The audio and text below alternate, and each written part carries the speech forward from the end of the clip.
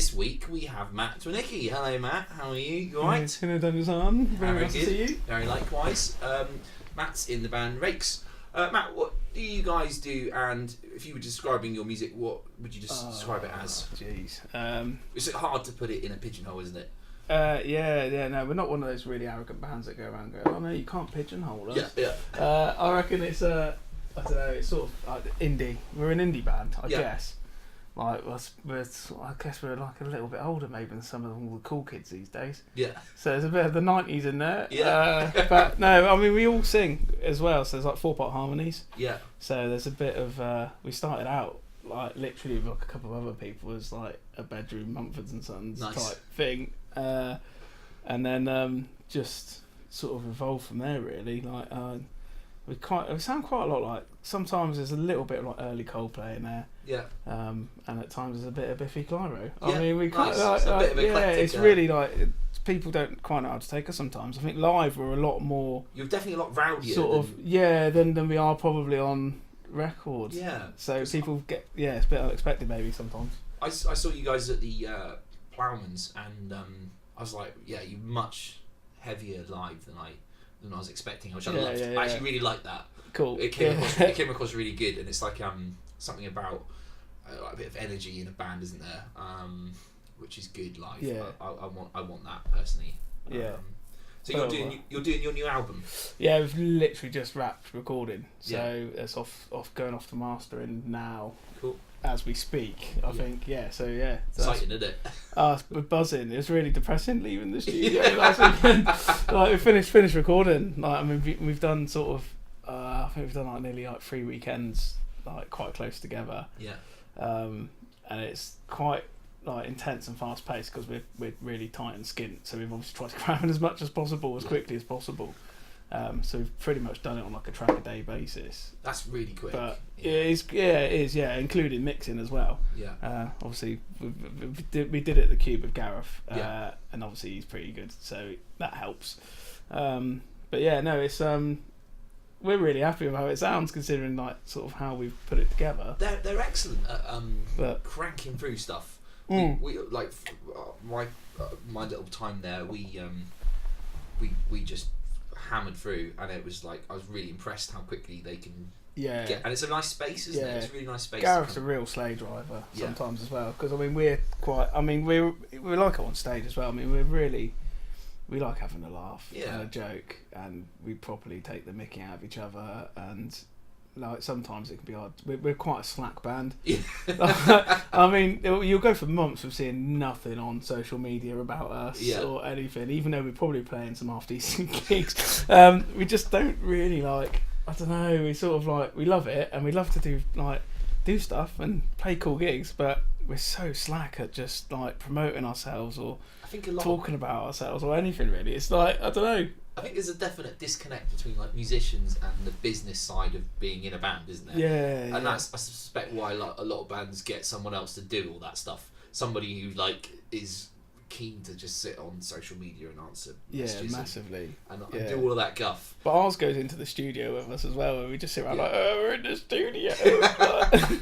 Quick, where's the pot noodle? Like, it's just like, we just properly like, I don't know, it's like a holiday for us as well, I guess, because like, we've all got full-time jobs and stuff, and like we've got mortgages and kids and that sort of thing. So it's like, a weekend away, just doing nothing but music and hanging out, and it's wicked. Yeah. I think that's like the sort of thing that when you're young, it's easy, isn't it? Easy to do that. Yeah. And the older you get, the more those like you have to really juggle that kind of like life stuff. Definitely. It's much harder. It's much more tiring as well. Yeah. We'll go back a weekend in the studio and go, I've got to go to work in the morning. It's like, I could barely stay awake now. It's hard, isn't it? So do you think like how much has changed from that beginning bit where you guys started out? Are you sort of like, has the band grown? Have you got new ideas? How's that going? Yeah, definitely. I mean, it's really weird because like obviously we've known each other for quite a long time, right? Yeah. It feels disingenuous to have this conversation. Doesn't it does. Yeah, a little bit. Yeah. So like I mean, obviously I like grew up playing in the band from like the age of like I think the Laughing Colonels, as we probably got together when I was about 14, 15, I think, something like that. So, but I can't really, I didn't really write the songs. We smash a few chords out, and then Henry would write all the songs and everything else. So I never really saw myself as a songwriter or anything. And then, never did. And it sort of took to the age, I think I was about, 35. So I think I was probably about 29, 30. Yeah. And I don't know, maybe I've just finally been through enough random stuff in my life to sit down and write depress it, because we're quite a depressing band as well. I mean, all the songs are about crap relationships and which love, is the fuel of all good songs. Well, yeah, obviously, yeah. But I don't know, I just suddenly started writing some songs. Yeah. Which was odd, because I'd never, literally never had the confidence to do it, maybe, and I still don't write happy songs to this day. It's hard to write happy songs, isn't it? A struggle at the moment with an amazing wife and 2 really good kids. Yeah. And life's pretty good. And now I sit there and try and write a song and think, oh no, this is cheese. I just can't do it. But yeah, we started out I don't know, I just sort of came up with a song, and then I was like, right, I need an interface. I need to try and start just making music. Yeah. I'm a really big fan of Elliott Smith and those sorts of things, and obviously his first 3 albums with 4-track recordings. And I just thought, do you know what, I just really fancy sitting in my room with an acoustic guitar, singing my own harmonies, bouncing loads of stuff about, and it started a bit like that, and I sort of did a song, and it was alright. It's our first EP actually, a proper version of it. Yeah. But I wrote a few songs, and then I got a couple of mates that sort of played fiddle and piano and stuff, and Tim, who's still in the band now, the current guitar player, and we just sort of practicing in people's lounges and in my mum's bedroom, because I was living with my mum and dad at the time. I just sort of lived away from home for years, and then ended up sort of coming out of a relationship and going home with nothing, 50 quid and nothing else, and living in my mum and dad's 3rd bedroom. Brilliant. Which is it was so weird at the age of in my late 20s. That's the fuel, isn't it? You need to write songs. Maybe that's what it was. I need to, my missus won't like it, but me, I need to do that again. But yeah, so we sort of so we just and then we're we could do with a drummer and a bass player, and Barry and Crampy sort of come as a package almost. So we started playing with them, and then it sort of maybe it quite quickly sort of changed from being quite an acoustic based band to what it is now, I guess. And then obviously the other couple of guys sort of pulled out of it and moved away and stuff as well. So it's sort of that obviously didn't quite get going, but yeah, so it's it's evolved, didn't it? Yeah, definitely, yeah. But the thing is as well, the guys, we still kept that all the harmonies. Yeah. So the album we've just done, there's quite a few songs. We do quite a lot of we're really quite light and dark. So it's we like a really loud, leery bit, and then quite often it's the chorus actually, a really quiet chorus. Yeah. But with loads of harmonies and stuff like that. So it's I love a bit of harmonies. Yeah. That is my sort of favourite sort of thing to be doing. Yeah. For sure. Yeah, it's good. It's nothing like recording harmonies and nailing them live and stuff is really satisfying, isn't it? Every now and then we nail them live. Yeah, it's really hard. It's really hard. It's nice when you get every now sometimes I don't know, you just you can get locked in, can't you? You just sort of hear it and think, oh, do you know what, I think we probably sounded all right tonight. Yeah. And other times you just, I don't know, maybe it's that confidence thing again, but sometimes we'll be playing and I'll be thinking, oh, I'm not even sure I'm singing in key here. And then I don't know, I've a mental doubt whilst I'm playing sometimes. That's halfway through a song going, am I singing this in the right key? Yes. That is horrible. I get that a lot. I get that if we're doing any big gigs, I get that a lot. And it's to do with monitoring as well. Yeah, definitely. Being able to hear yourself is quite... I use wireless in ears, and it sort of changed my life. Yeah, it's real good. We bought a set. Good. So we've got some, and we practiced with it a few times, and we've never used it live yet. Well good. So good. That is really cool. If you were to think back, what was the first sort of bit of music that really inspired you to get started and wanting to make your own stuff? Oh, Yeah, I don't know, to be honest with you. For me, I think it was like Nirvana. Listening to Nirvana, I was like, oh man, I want to do this. See, I was a bit 14. I was maybe a bit young for Nirvana. Yeah. So when did Nevermind come out? Was that like 91, 92? Yeah, like 91. Yeah, so I would have been like 8 or 9, I guess. I think I was really young. But yeah, see, you're a year older, weren't you? Yeah. So I like my mum and dad's record collection a little bit, but it wasn't anything like really exciting. Like I found the Beatles at the age of 10. It's like I really like Dire Straits. Actually, Dire Straits. Mum and dad had Brothers in Arms LP on vinyl. I remember like listening to that. And I think the first sort of thing I ever bought, like myself, or sort of made my own, that was like the Alchemy Dire Straits live album on double cassette. Yeah. And my little sister pulled all the tape out of it when she was like 2 years old, and I still haven't forgiven her. Yeah. But yeah, like that probably, I guess. And like my dad was always into like bands like Deep Purple and Budgie and like things like that. So quite like heavy rock. So I sort of grew up like listening to that sort of stuff, but and then like I'm a 90s kid really. Yeah. So like I was 14 in 97, like at the height of Britpop. Yeah. So like I don't listen to Oasis really anymore because it's a bit dull, isn't it? But at the time, like I guess like you lot were all into really cool music. And we were all into like the real like awful stuff when you look back at it now, but I don't know. It's sort of a time and a place for it, I guess, wasn't it? I think it's very generous because I think I can remember listening to some terrible music as well. I think it's easy to like go, what was I doing at like 15? But you're just finding your way, aren't you? And it's there's like these little moments where you go, oh my god, this is the thing. For me, there was like loads of things like crazy stuff, like we were talking about Quincy earlier, weren't we? Yeah, definitely, yeah. That was like ignited my music. I remember like being in like lower sixth form, and you guys were all in upper sixth, I think, and like you'd always quite like take over. Like there was that CD player. Oh my god, like, we put the battle of the music. Was mental, and I just remember like, funny enough, like you got the post on, but like there's always been like Mars Volta or like Grandaddy. Yeah, and like it was like bands like that, and I just remember thinking, oh, these guys are cool, aren't they? these guys are pretty on it. But I remember like I was sort of I'm still am a massive fan of Reef. Yeah. Like always sort of I just remember hearing I can't remember what probably heard first. Probably was Place Your Hands actually or something like that. Yeah. But I could just remember like my sort of like sixth form like years of like going to school, they're doing nothing at home apart from playing like Driver on the PlayStation. Yeah.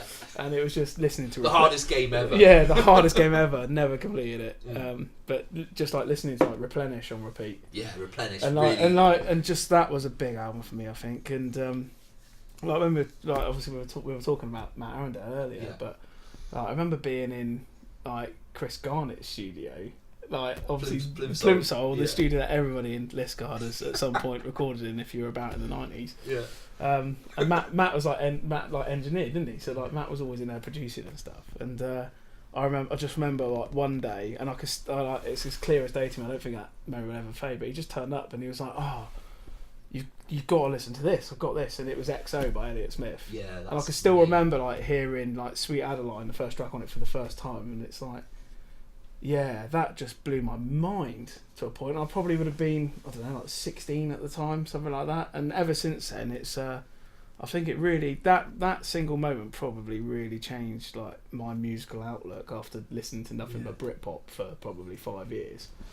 And then hearing that, just going, wow. This is just it's deep, isn't it? For me, I still think Elliott Smith is the best singer-songwriter since Lennon and McCartney. Yeah, but his use of harmony and just everything is just unbelievable. Awesome. Yeah, just I agree. I couldn't agree more. Yeah, Elliott Smith's. We were driving back from. Me and my girlfriend were driving back from like. We stayed at Centre Parks with my family for the weekend, and I was like, "Have you heard of Elliott Smith?" And she's like, "No." And I just had like, I'd like the 3 albums, the sort of first 3 albums, and I was just like, "Let's just bang these on." She's like, "Yeah, this is truly epic, isn't it?" But you listen to it, and it's just like there's moments where you go like, you can.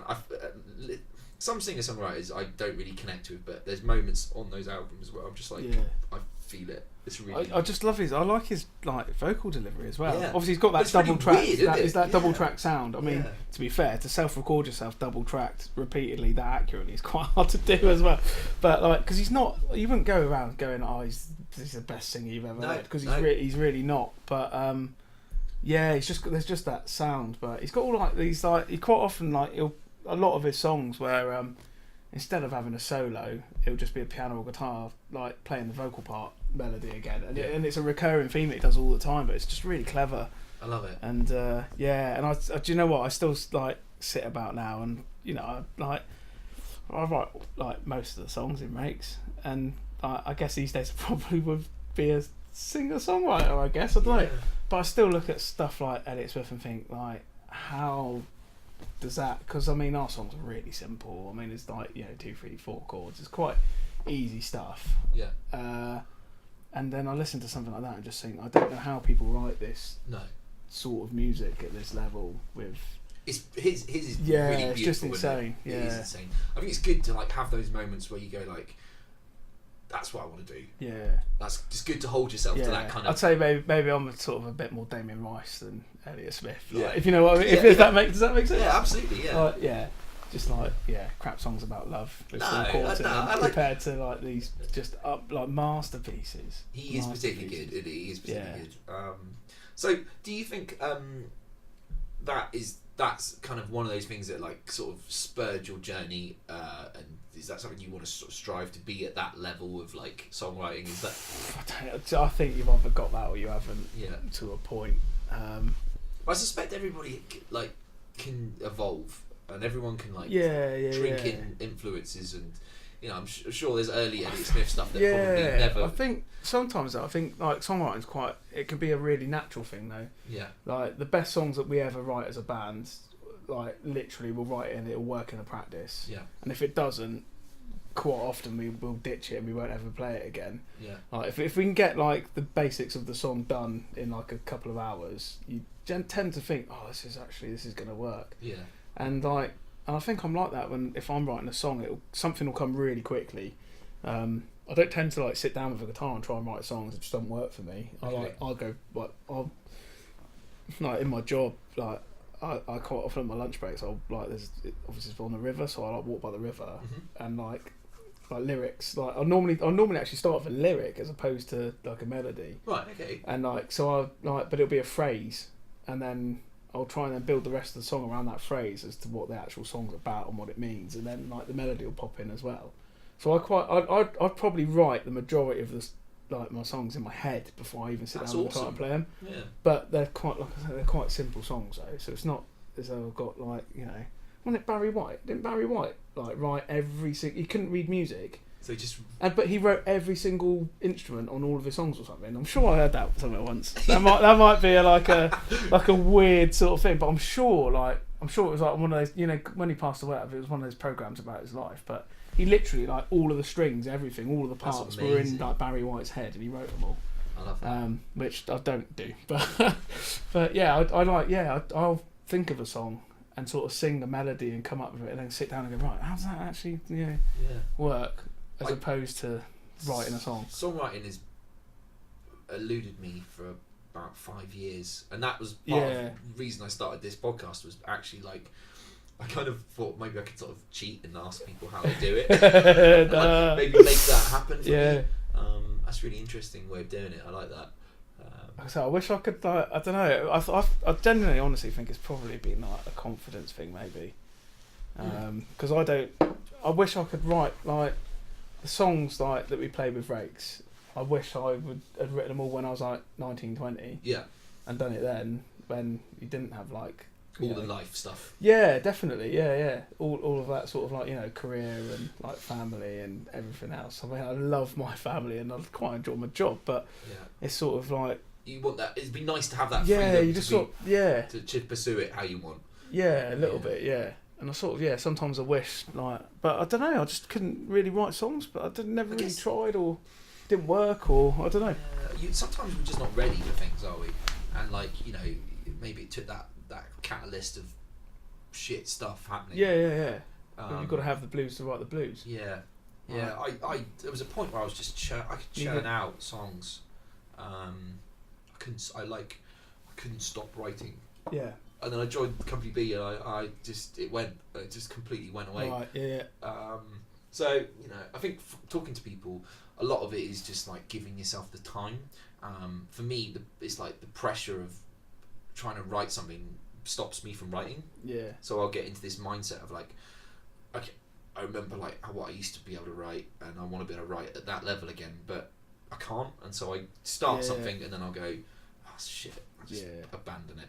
And so it never gets any further. But all of those things that I originally wrote all were little seeds at some point, and they were nothing particularly exciting at the time. Yeah, we've done a couple of bits like on the new album that I've robbed lyrics that I probably wrote like 3-4 years ago, really. Yeah. For a couple of them, and then there was like I had a really nice little quiet riff that I'd sort of come up with, and I had like at least a verse of lyrics to go with it, and it was cool. And then Crampy was like randomly on his phone. He was like, "Oh, I found this the other day," and it was just like it was in the same key, and it was like a bit. It was a different riff, but it was sort of like in the same key, similar sort of feel. I was like, "Oh, do you know what? I can remember that." And I really liked that. Yeah. So I just took all the lyrics and everything off the sort of because we were going to the studio going like, right, we need like 3 or 4 new songs. We've been writing songs especially for the album that we haven't even played live yet because we wanted newness. Like it's it's really hard in a band sometimes to like, especially when like you say when you're working full time to just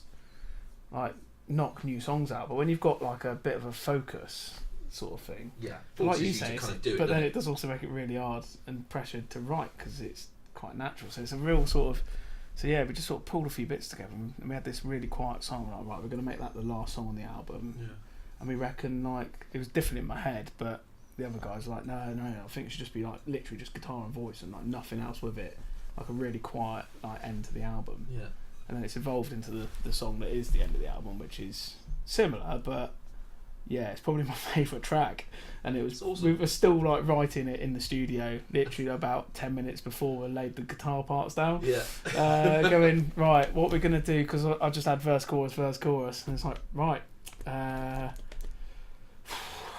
don't know what to do here. Right, let's go to the minor for a bit, and like, I had this other end to the previous song, but it was like in a different. It just didn't fit like vocal, like the lyric line didn't sort of fit the sort of the chord and the time signature quite right either. Okay. So I was like, for ages. I've probably spent the week before it just trying to think like, oh, how does this go? And then you sing it, and you think, oh, actually that works really well. And then you go back to the start of the song, and go, no, I've changed the time signature, and it's not right. This doesn't work. And then it just literally came in the studio, and like literally went to the other booth for about 5 minutes, like picked out the chords and went. Right, if I just did, that works, cool, nice, and smash it out. And like I say, I reckon it's my favourite song on our album, definitely. I think it's I really like it. That's excellent. It's weird, that's really cool. Like I say, it just like, but when we go back to like songwriting and stuff, it does like it's a really natural thing to just that's the song and it works. Yeah. Whereas I think if I sat down to try and write a song like Elliott Smith at that sort of thing, thinking, I need to modulate here or.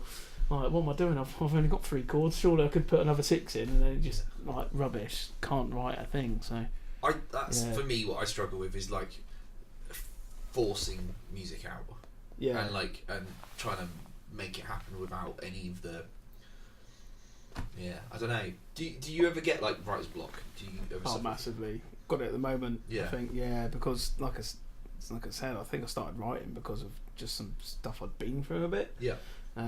And when that ends, and it was really... like, I was writing a lot. Like I was like every lunchtime, I was walking by the river and coming up probably with another song and another melody and another lyric, and they're all quite similar. I got to the point where I kept forgetting stuff as well. I'd like write something and think, oh yeah, you know what? Actually, I think this could be a song. Yeah. And then by the time I've like got back into the office and worked all afternoon and got home, I've gone, I can't even remember what I was thinking now. Like, and so then I started writing stuff down quite like religiously. Like I'd go back to my office, grab like the notebook and like quickly scribble lyrics down and just write chords sort of like roughly what I write everything in C and F because it makes sense to me. Yeah. So like everything, it's not necessarily ends up in that key, but like, everything starts in C and F because I'm like, right, that's the relative major and that's the minor. You know, you sort of know what you're doing then. But yeah.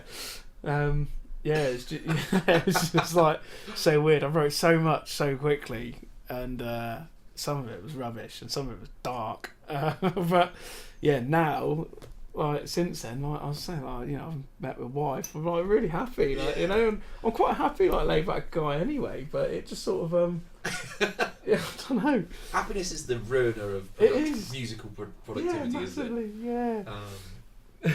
Yeah, it's a nightmare, isn't it? I definitely felt like those periods of miserable time were just heaven for writing, just absolute heaven. And I struggled to write happy tunes.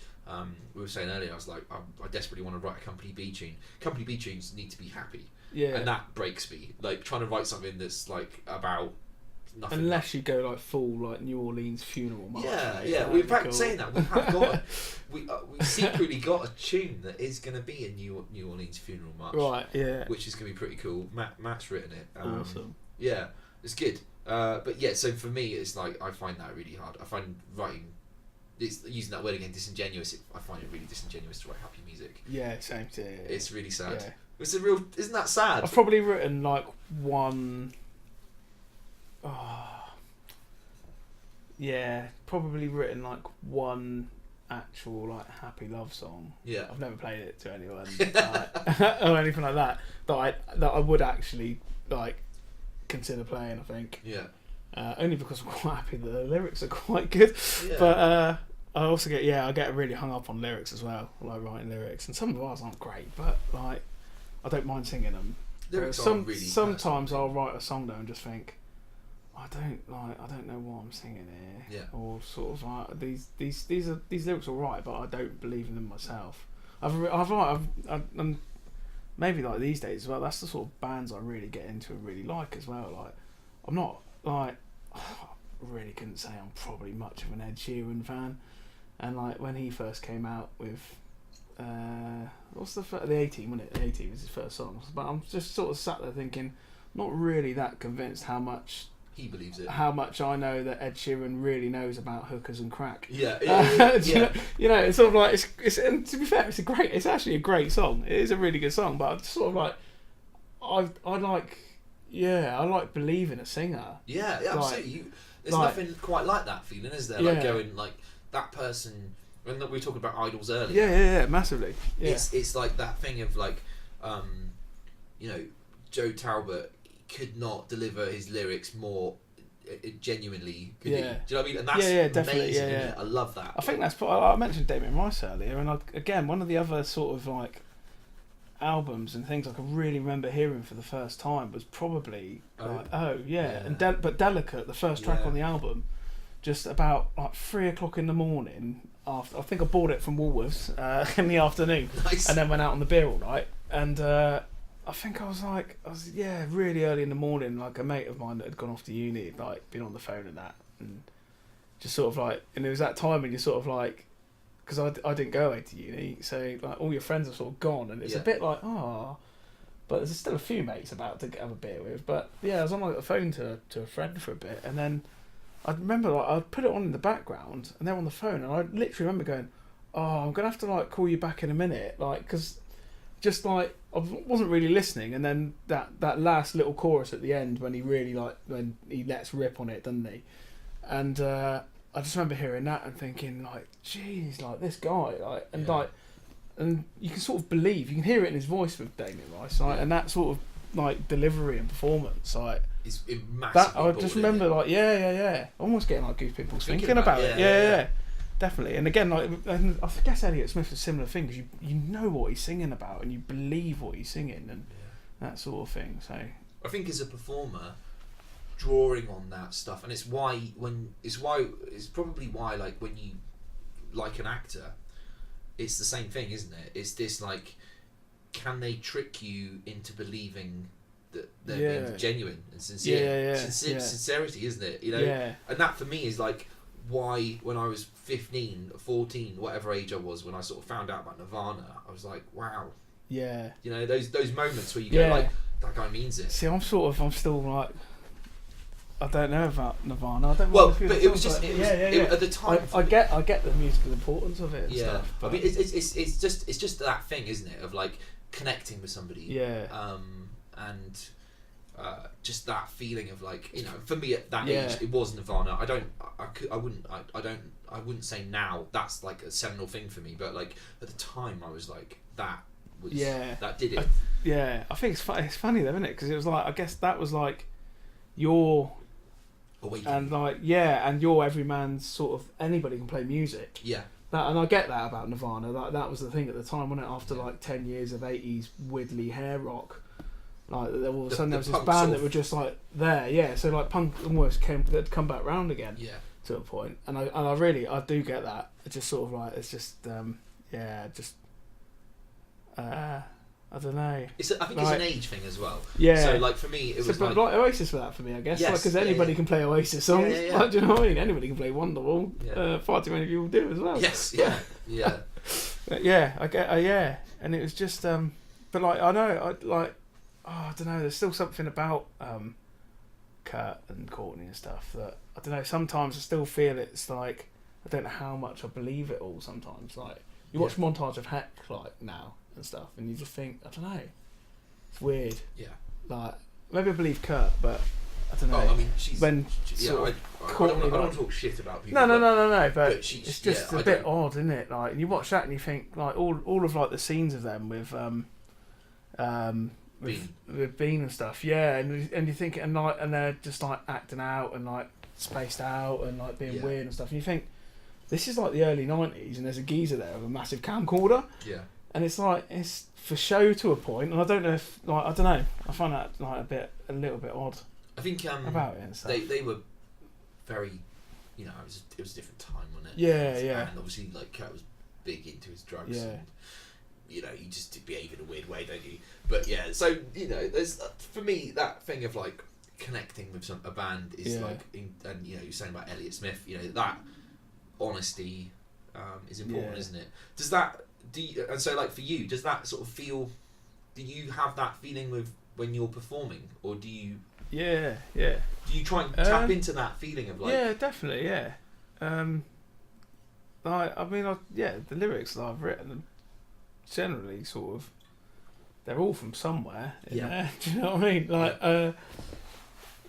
they all connect to probably a point in time that I look back at and think, like, geez, I was making a right knob and miss out then, or just like, you know, like I said, I went through a period of like 2-3 years just writing songs like, you know, 3 a week, like non-stop, just like splurge of like lyrics and sort of, I don't know, it was weird because I wouldn't say like I was depressed or anything, but when I look back at it sometimes, I think, do you know what, actually, when I was probably living in my mum and dad's third room, and I had like 40 quid and I'd signed on the dole for a couple of weeks before I got a job again, it's probably, I probably stayed in that room a lot watching like DVDs and thinking, I probably wasn't in the best place, maybe. Right. But it is the fuel, isn't it? It's the fuel for which a lot of these things and happen. I think like there's still like bits me in there when I sort of think about situations I've been in, maybe, and things that have like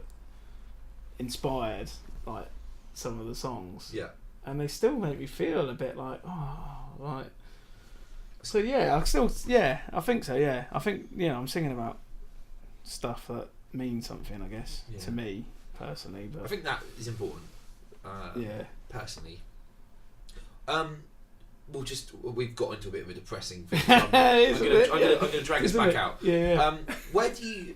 I definitely connect with that. Absolutely. Like I could delve into that shit all day. And it's funny because I've honest, I never say that I've like, you know, it's an illness, and I'd say, to be honest with you, I could never sit here and say I suffer from depression or I've been depressed or anything like that, because I'm not.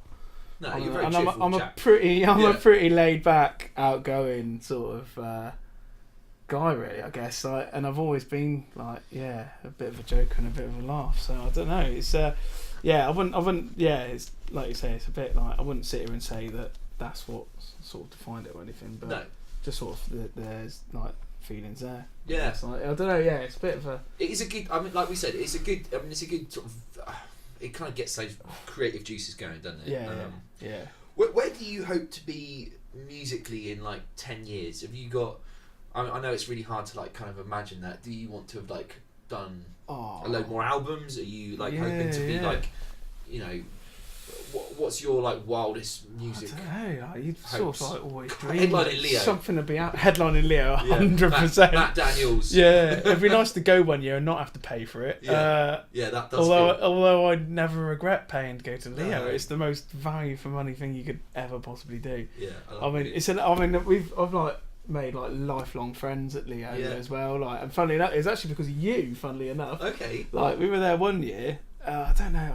It's quite a while back now. So it must have been like Leo, like I don't know, 4 or 5 around that time. But they ran a Facebook competition. Yeah. Is your tree still there? No, my tree. Is your tree gone? Yeah. Right, yeah, because the thing was like a tree with your name on it, wasn't it? Yeah, I love my tree. So like we were mooching about, and this is the coolest thing about Leo. Like my mum and dad were there, right? So we would sort of like, I don't know what we were doing. We've been to like one of the other stages, or been to see like the mountain biking or something. Yeah. And like the Avenue of Trees were there, and I was like, look, it's Dan Reed. Yeah. And I was like, it's got to be Dan Reed. Because obviously I know you go Leo every year. Like, so I was like, Dan must have got a tree. I was like, I'm so jealous. Like, and then like next to it, there was a tree for a girl, and the tree was like Swedish House Sophia. Okay. Right. She's called Sophie, and but she was there, like just like she's from Brackley. Brackley, I think it is. It's from where all the Formula 1 cars and stuff are. Okay. And she was down because like one of her best mates went to uni in Falmouth and sort of knew about it, and she's went into festivals, so they go all the time to various things. And like he got her down, and like we just started chatting. She's like, this is my tree. It's That's like awesome. And honestly, like I mean, she couldn't make it in the end, but like it's like Sweden had an invite to our wedding like 8 years later, like, and she like. We played like a few gigs in London a couple of years back, and like her and like her sister Lauren and a couple of other guys like all came to that, and we camp each other every year at Leo now. That's amazing. And like it's that sort of festival, you know, you can just go out, have the best time ever, and it'd be lovely to play it. That is genuinely like a proper job. I'm so jealous of you because I know you played it. No, it was exactly the same for me. It was exactly the same for me. Yeah. Yeah, it's my favourite festival, and I've like been to. Like, I've never done Glasgow, and it's good. It's pretty good, Glastonbury. Do you think? Yeah, it's pretty good. It used to be really good. I'd love to play it, but I don't know how. I'm still sort of not massively fussed about like going as a punter. It's almost like too big for me. I just need to see as many bands as possible. I think if you like Leo, the things about Leo are very different at Glastonbury. I mean, like the site of Leo is like. It's so small. It's tiny, isn't it? It's really like compacted and really intimate. I mean, we can wax lyrical about the benefits of Glastonbury, but I mean, it's very different. It's a very different thing. You know, I must admit, like we played Great Estate last year as well. Yeah. And like that was really good. Like that had a really similar sort of Leo vibe. That was just that little bit slightly off kilter. That's one I would like to do. Yeah, it was cool. I really enjoyed that actually. And it was probably like of all the other festivals, because they're like, I mean, festivals are like 10 a penny now. No. Like, you guys would go down really well at Port Elliot. Yeah, we've thought that, but we've never been invited to play. No, so yeah. Again, that's a bit of a funny one, because I'm not sure I'd ever like really go to Port Elliot. It's really expensive, and it's very super middle class. It's really, I mean, it's funny though, because I'm like obviously being a bit of a chubber, I'm quite into my food and my cooking and stuff. It's really lovely. And I sort of think I probably would enjoy it, but at the same time, if I'm spending that amount of money, I want to see like loads of bands that are good. I think that's the best thing about Leo, is you discover something every year as well. Yeah. Like there's always something. I remember like Dry the River. I'm a massive fan of Dry the River, and their first album is just it's beautiful. It's so good. And like that was because of Leo. They headlined like one year at Leo. Yeah. And just remember hearing like one of the songs off the album, just being like, "This is just." Heaven. Again, it was like, but again, it's because of like the the lead singer's like vocal delivery and stuff, and there's loads of harmonies on it and everything else. I think I'd say if Rakes are a little bit like another band, it's maybe like that, but slightly lairier. And with less religious connotations and all of their songs. But yeah, I remember and I love that sort of journey of discovery at Leo that you can have. I love that too, yeah. Like, just it's so nice to just rock up and really not care about who you're watching. Yeah, I can remember one year going, and we sort of talked about this earlier about it being like my cut loose weekend. Yeah, and I saw one band all weekend. It's amazing. Like, I just saw one band. That was it. But considering the festival's about as big as your front room, I don't know how you manage that. But mental, isn't it? I literally watched one band, and I just dribbled my way around, but I loved it. I loved that. But but the flip side of that is like the next year I saw like almost a full thing of like a full festival full of just stuff, and it was incredible watching like William the Conqueror and all these bands that I really love. His new album's really good as well. I haven't heard it yet, but I listened to it the other day and it's really good. Yeah, I like Riri a lot. Yeah, I love this solo stuff. Like back in the day, I remember like the oddest gig I've probably ever been, because obviously we had like Go To magazine for a bit, so we were doing this, like publishing this magazine. And it was like a music and arts mag, so like we used to go around like interviewing those bands and get free tickets for all the gigs, so it was cool. But when Funeral for a Friend, before the I can't remember what the album's called, it's one with like Into Oblivion on it. Is it called Into? It's probably called Oblivion or something. But when that was coming out, they played like 3 really small gigs in Cornwall. Okay. One was like I can't remember the venues, but we saw them at like the Oyster Catcher in Poles F. Wow. Right. So Funeral for a Friend, like in a pub. It was the weirdest thing, but and obviously they're like really quite heavy, like hardcore, like emo sort of stuff, and they had Ruri supporting them.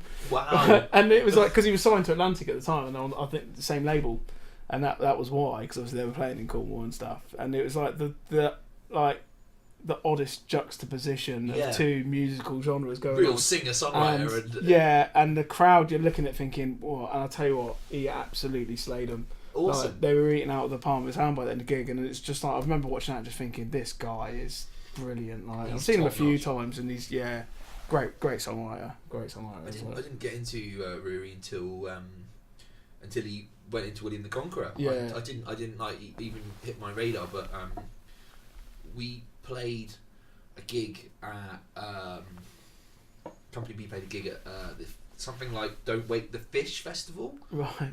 And he played before us, and we were setting up, and I'd got all the stuff in, and he played to nobody, and it was in a tent, and there was about 6 people watching. I just sat down and watched him, and I was like, oh my god.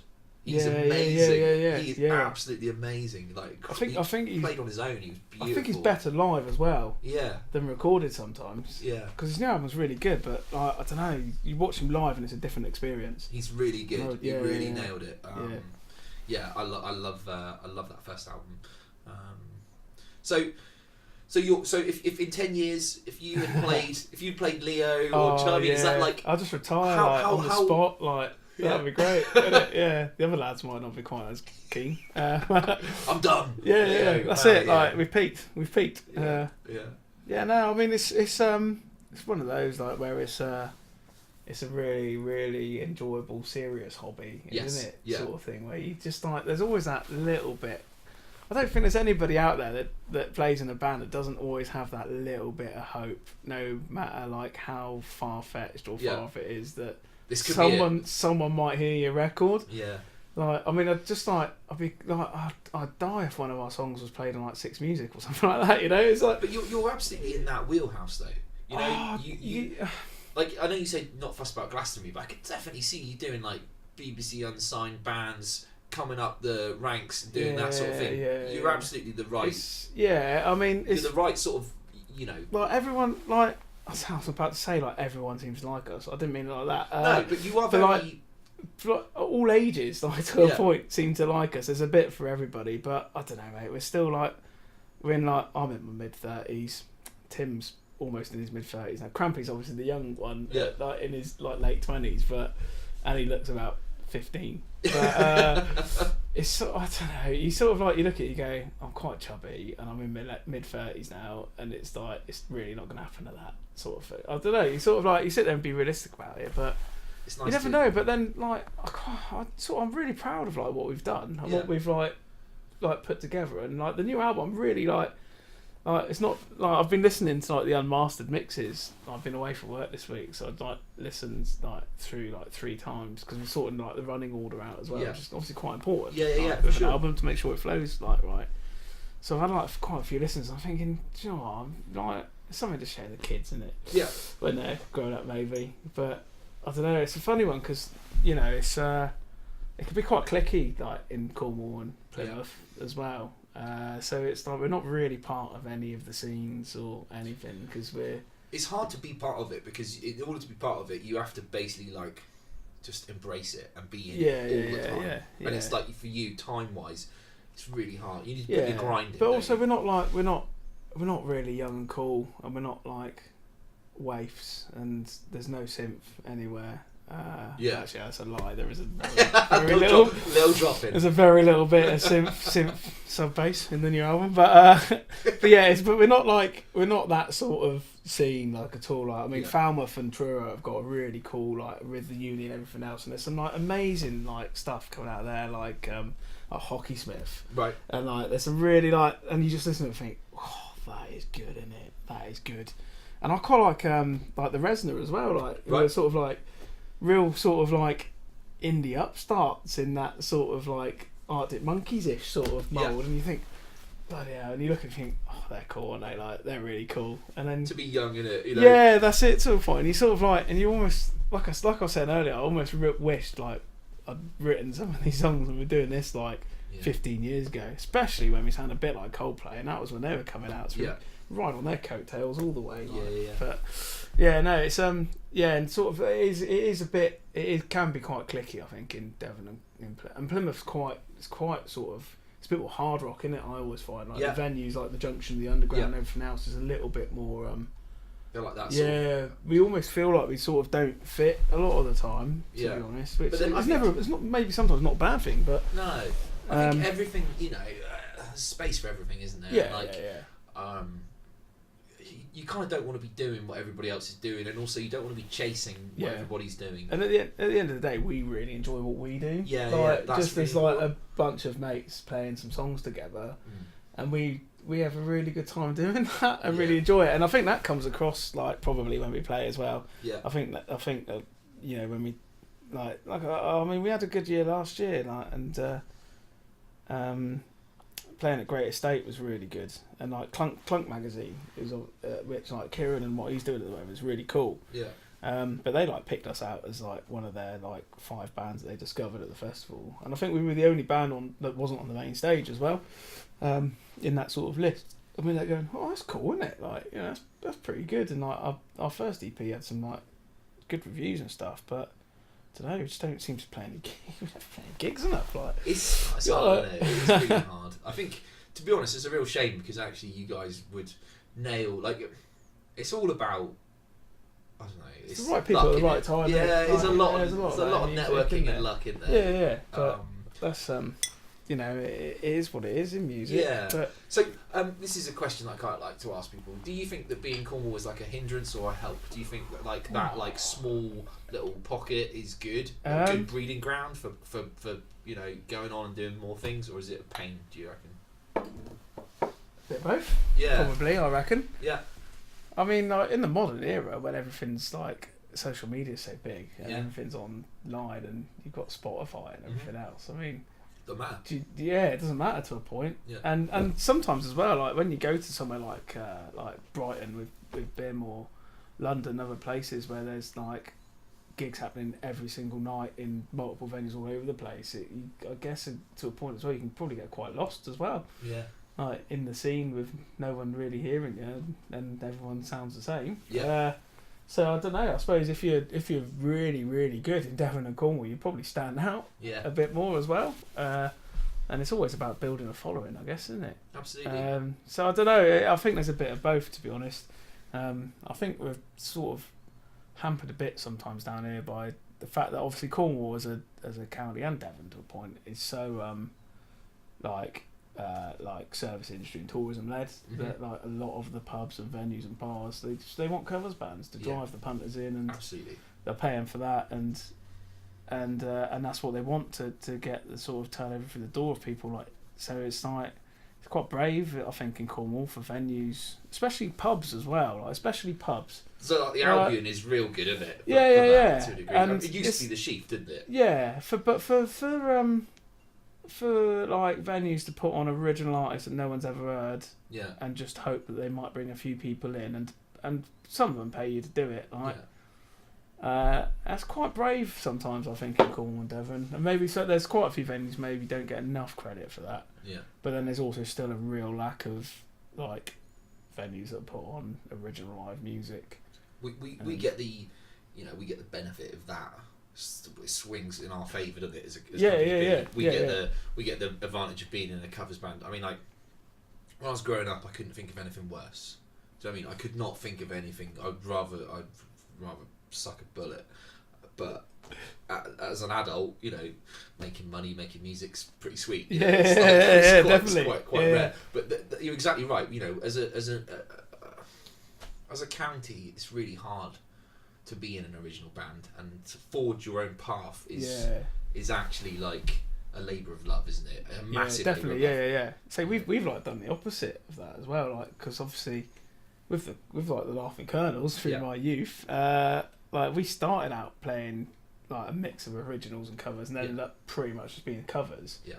And now, because like Tim in Rakes is in Young Oliver Youngs, and they're like obviously play covers, and like Sam's in quite a few bands and like plays a mix of original and covers and that, and it's almost like we've done a few gigs like in 2018 in pubs and stuff, because at some point we have to make some money so that we can fund albums, and just get out there and play more, where we've like had to learn covers and stuff, and I hated it. Do you know what? I really hated it. It felt like dirty, isn't it? A little bit soulless at times, when you just go in like you sort Sex of like on you Fire enjoy or something. it, or maybe not quite that bad, but like you sort of like playing a few songs and you're just like, do you know what? Actually, this is like really not enjoyed like playing this gig. God bless you, really, because like I don't mind doing it. We did an acoustic set right the other day, and I don't mind doing it a little bit with that, because then you can like mould songs into your sort of sound a little bit, and that's not quite as sort of bad. But when you're just like plugged in and play, a little bit, it's like it's dirty, isn't it? And to a degree, it's like as soon as people start, like if every band did original stuff, and there was no covers bands, we'd be in a very different situation, and we'd breed a lot of talent. If everybody just does covers stuff, that's what people want. I don't get tribute bands for people that are still alive. Yeah. Like that's Bon Jovi and Mac Wood. Don't get me wrong, they're probably not really good, but I don't really get it. It's just like, can you not wait and then spend 50 quid on a ticket for when they're playing like in this country or something? Or it's difficult, isn't it? I get it for people that like obviously have passed away, and like bands that have split up and aren't about anymore, but I don't really get tribute bands for I guess it's just that still going. I guess people, to a degree, like there's a lot of musicians who don't have anything original to say, so they want to play some music, and the easiest way to play music is to like play someone else's stuff, isn't it? And so that's how it kind of falls into it. I got a bit tired of asking this question, so I've asked it to everybody. Does the change from you have probably transitioned this? Does the change to like digital media, is that a good thing for you? Do you think like being connected to the world is a good? It's for me, no, you don't make any money on albums. So you almost have to accept that streaming, everybody. I went to sell an album to somebody, and I was like, we kind of, that's like quite important money revenue. So they're like, is it on Spotify? I was like, we're alright. And you just go like, it breaks my heart a little bit. But at the same point, I love Spotify. I'm a massive fan of Spotify. I'm really annoyed at the moment because my homepage just comes up with like playlists, which is really frustrating. It used to come up with like new releases, okay, and then it'd just be like I just like scroll through like random albums, just going, oh, that looks like it might be up my street. Click on it and see what it sounded like, and like that whole thing, and then artists, that section with like artists that sound like this, and like just discovering people you've never like. For me, I love Spotify and the digital realm because of that. Just discovering new music all the time. Yeah, I love that part of it. But you're right. At the same time, like there's no money in albums anymore. And now everybody, like, if you want to go and see a band play, like that have made it, it's like 50 quid a ticket, isn't it? Yeah. Which is frustrating because that's the only way that their record company now make money out of them. Absolutely. To a point, or the promoters or whatever. But yeah, it's like, you know, obviously gig revenue's gone massively up because people just don't buy. I'm really on the back of like the new vinyl trend as well. Yeah, me too. Know? You can see my So see my love of it. Yeah, I mean, I've still got quite a lot of. I've always had a bit of vinyl, to be honest with you, because my mum and dad always had a record player. Yeah. And I remember like the old Exchange in Plymouth, right, on the corner by the market there. Do you remember that? Yes, the CD vinyl and record exchange. Yeah. I used to do like blue. No, not. I used to do like laser discs and stuff as well. Yeah. And then I'd always remember it because there was always like there was always Stone Roses' first album was always in the window. It's now a mobility scooter shop, isn't it? Brilliant. But yeah, but like I used to like, and records were so cheap then. That was the thing because it was just like fashion, wasn't throw away. Yeah. And I used to buy like a lot of classical music as well. Like, I did like A-level music and stuff, and you study like we studied like Beethoven and Haydn and stuff like that. So I used to buy quite a lot of and jazz as well. I'm sort of like quite into my jazz to a point. So I used to buy quite a lot of like, and that'd be like 50p a record. Like it was nothing. Like so. And then I was like, I've got like, I think I've got quite a lot of Led Zepp kicking about as well. That I probably bought from there for like £1 a go. Awesome. And now it's cool again. Yeah. There's a second-hand record shop over the road, and all of those same records are like tenner, and they're not even mint condition. No. They're like scrubbed. I mean, they look terrible, and you're thinking, oh, that's the one bad thing about vinyl coming back is it's bloody expensive again. People are kicking themselves, aren't they? Now, yeah.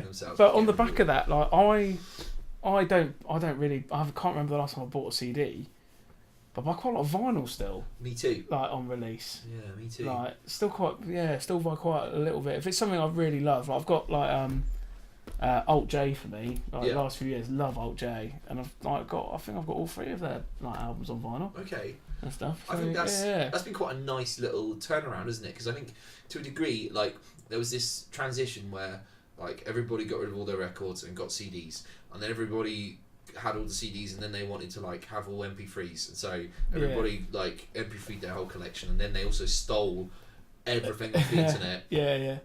And then that became like this faceless thing, didn't it?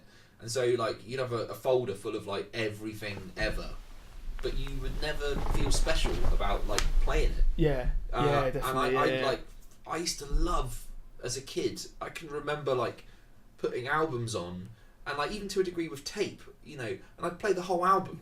Still. So, you know, there's like certain albums that I know every track as well as any other track on there, rather than knowing like bits and skipping through. So that was always like for me. Really, that's the one thing about the digital world. It's like that throwaway thing. Everything's a single almost, as opposed to being. Absolutely. I still listen to albums all the way through. Yeah. But you're part of a dying generation. Like, maybe. Yeah. But I still. Just, and I love that. Yeah. It's not. I don't. The other thing about vinyl as well is just like the warmth and the sound of it. But sometimes I remember. I go through like phases of collecting like bands on vinyl. So like some really odd ones. Like I've got everything that. Like Morning Runner I've ever released on vinyl. Okay. Like no one they did one album and like no one like even cares about Morning Runner, but apart from the fact that it's the theme tune to the In-Betweeners. But it's but I remember I love like bands like the Guillemots. Like huge fan of like Fife Dangerfield and the Guillemots, and that really brave like I love like cinematic music like that. Okay. You know, so like remember like Mannix, like Everything Must Go. Yeah. So like obviously Richie sort of disappears, and then they come out with this album, and there's all the strings on it, and it's very like cinematic score. The Holy Bible to that is amazing. Yeah, it's completely it's just such a like, but I really love that. I really love that cinematic sort of feel to things, and the Guillemots, like for me, like I mean that debut. well, it's kind of like their second album on it, but that through the window pane, and it opens with like Little Bear, which is just like a really quiet, and it's been funny actually doing our album because we're opening with a really quiet song, and everyone goes, "Oh no, it's an album. You got to open with a big hitter. Yeah. Bam! You got to draw them in straight away." And like I've just gone, yeah, but you listen to like that Kilowatts album, right? Yeah. And it's this really lovely like little piano sort of emotional thing that then kicks into the big songs. That's what we've sort of done. But do you think that like that idea of like an album is dead? Do you think? Because I don't want it to be, and I love nothing more than like the idea of like, because it's like, you know, we're talking about At the Drive-In and Mars Volta and stuff like that. Yeah. Like, you know, there's like concept albums, and like the idea of sitting and listening to a record, and like, because I've had a conversation with another band who are like doing their album, and they're like exactly what you're saying, like bam, you got to go in full fucking kick the door in, because people might not get past like track 1, like people might not get past track 30 seconds into track 1. Yeah. I don't know. That's sad, isn't it? Possibly a sad indictment of that person's life. Yeah. I'll always give it to at least track 3, because back in the 90s, track 3 was always good, wasn't it? And track 7. But I vague recollections of that, like being 7 on an album was always a blinder. I don't know whether or not people like. I don't know if like music. I don't know whether like people consume music differently than when we. Yeah, definitely. I think, but again, like you say, it's the platform it's on, isn't it? You can like everyone likes a mixtape. Yeah. You know, we all made mixtapes back in the day. You know, I remember my first car and having like, you know, a tape on it full of like different songs and stuff. So I guess it's just that's the way the world has gone now, because everything's so easy. You know, but a mixtape back in the day was like a labour of love. You literally had to sit there like. I remember doing it off the radio. Yeah, massively. I remember I've still got the tape somewhere of I remember like the Verve at Hay Hall. Right. Really random, but yeah, like that was like a massive like I don't know if it's like I don't even know where Hay Hall is, but I'm assuming it's in the north, and it was a homecoming type gig for them. But like yeah, I just remember I still got like recollections of Richie Ashcroft just going, "Don't buy Vauxhall cars, they're shit," and it's like that was probably a good like 20 years ago, and I could still like it's still that clear to me now, like hearing that and thinking like. Yeah, just recording stuff off the radio. Yeah, still got it somewhere. I'm going to dig it out when I go. We're reaching the end now. Have you got any bands that you would like to, any bands that you'd like to shine a light on that you think like maybe people don't know about, that you could like turn them on to? This is that little part of the show where we try and spread some love for some stuff that people maybe don't know. I mean, for me, like, I'd always say Elliott Smith. Yeah. Like, if we're at that sort of like level of band, because he's still very much almost like a cult artist, isn't he? Like, it's not really was never big in his own. He won a Grammy, admittedly. Yes, but did he win a Grammy? He won for the soundtrack for Good Will Hunting. Yes. Yeah. And he did that weird performance. And I remember like seeing an interview with him or something, or in one of the books of him talking about what's she called, Celine Dion, because I think it was the same year that Titanic came out. Right. I think is what it was. So like she obviously, I think she won the overall Grammy or whatever it was for like song or whatever. Yeah. Singing, was he just Your Heart Will Go On? Yeah. But like he was just like, and everyone's like, oh, Celine Dion. She's like because he's like this cool, and he was just like, oh, she came into me in the like beforehand, and she was the loveliest person you ever met. I was like, don't be nervous, you'll be fine. Like, and like he comes out and plays in this like white suit, doesn't he? But yeah, for me, like if people have never like listened to Elliott Smith, his entire body of work is just mind blowing. Yeah. Even like the last sort of album that was posthumously released after his death, From a Basement on the Hill. Yeah. Which is sort of like, even that I listen to that quite regularly actually still, and it's just sometimes it's just like this wall of noise, but it's so beautiful as well at times. Like so if like people haven't heard or listened to like Smith, definitely for me. But otherwise, like, I don't know. Anything local? Yeah, I'm just trying to think like who we've like played with and done stuff with lately. I've really enjoyed like Hockey Smith. Okay. Don't know much about.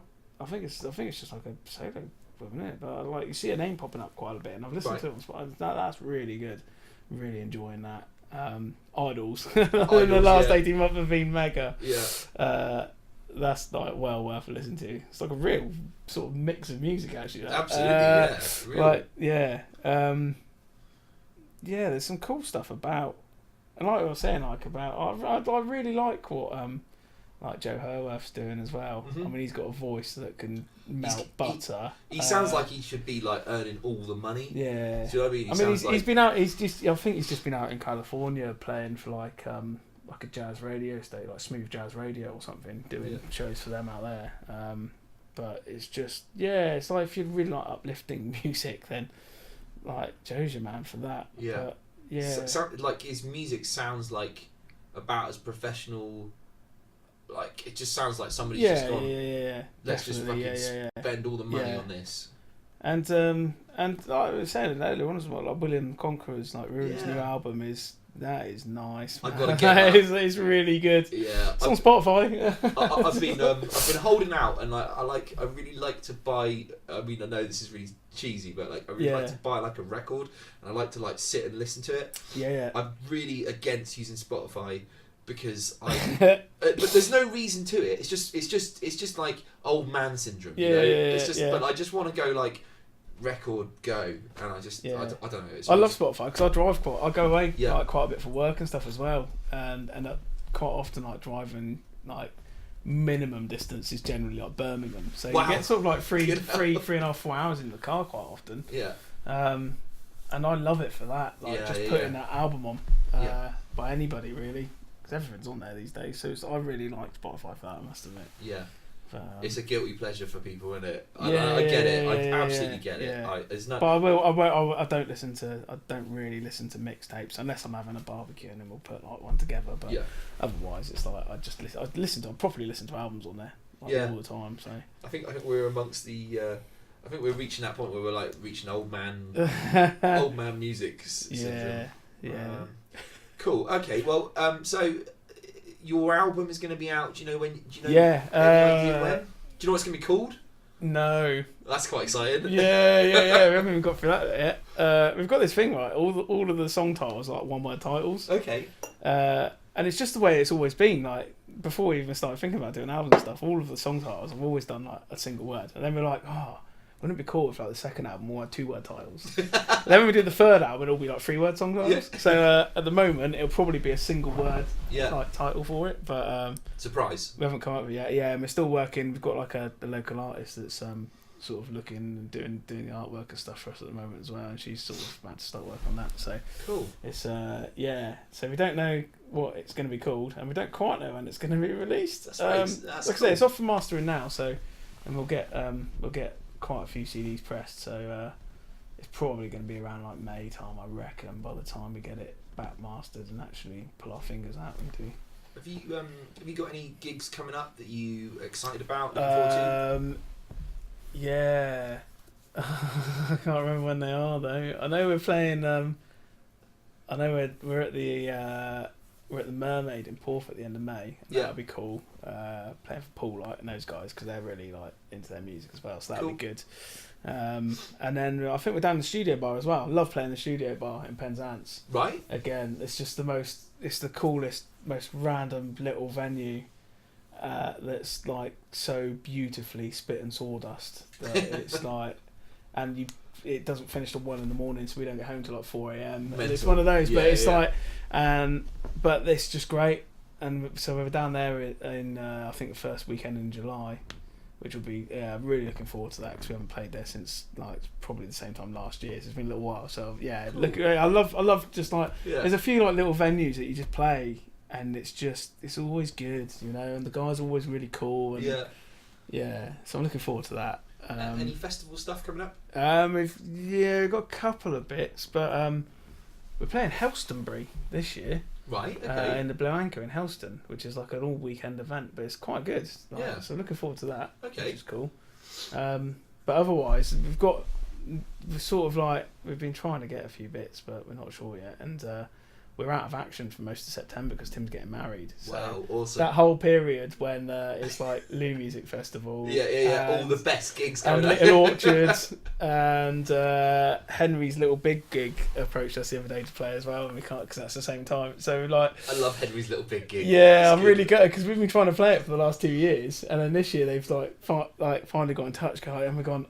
Sorry. Oh no! So yeah, we've had a bit of a nightmare really in September, but Tim's getting married, so it's great. So that'd be cool. But yeah, so it's that's a bit like a little bit frustrating in some ways, but it's the way it is, isn't it? It is, it can't be helped, right? Yeah. So and a bit gutted to like miss out on Lou again because we had a right blast in sort of like the Lou Saves the Day sort of event last year. We were punished by the weather. We were going to play it and then. Oh yeah, of course, because it came in really bad, didn't it? Oh, yeah. They had to shut the stage down. I got to the stage and they had to shut it down. So we played we just did like pub gigs. We played like Harbour Moon. We're down there actually soon. We're back down there again in like I don't know if it's May or something. Okay. And that'll be cool, like because they were really nice guys in there, and that's quite a cool sort of space actually. So we're quite looking forward to that. And we played the Swan as well, like literally on the Sunday night. Pretty much at the same time as like the main stage finished and it's next door, so it was just awesome. It's like people like dancing on the tables and like it was crazy. It was really really good. Like that was one of the most enjoyable gigs we've done in quite a while actually. So a bit gutted to be missing it this year, but like, next time, life achievements and stuff instead. So yeah. Cool. All right, thanks, Matt. People can check you out on your Facebook and on your YouTube and. Any other places on your website? We've got a website, rakes.co.uk. Cool. And with like SoundCloud, YouTube. Yeah, we'll obviously be on Spotify and all other digital platforms. Nice. Sorry, mate, when it comes out. But there will be a proper CD in a lovely gatefold cardboard sleeve available at gigs if anybody ever wants to buy one from us. So, yeah. All right. Well, thanks very much, Matt. We will. Cheers, man. That's cool. We'll see you again. All right. This has been Noise Filter. We'll catch you again. Cheerio.